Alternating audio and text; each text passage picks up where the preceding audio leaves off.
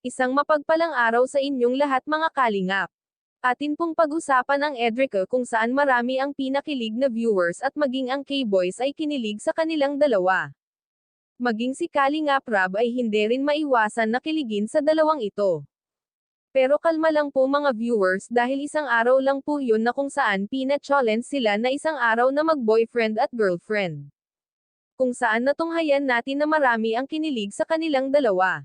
Pero ito yung mapapansin natin kay Erica na kung saan mahahalata natin na naiilang itong si Erica sa paakbay-akbay ni Edo at pahawak-hawak kamay.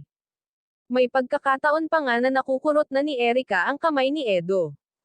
Kahit nga ang ate ni Erica ay natatawa sa drama nilang dalawa. Kung makikita nga natin itong si Erica ay parang hindi pa nakaranas na magka-boyfriend. At dumako naman tayo sa umpisahan ng bahay ni Erica kung saan marami ang nagbibigay ng iba't ibang disenyo ng gagawin bahay ni Erica. Lahat naman na disenyo na pinakita ay halos maganda. Aabangan na lang natin kung kanino disenyo ang masusunod.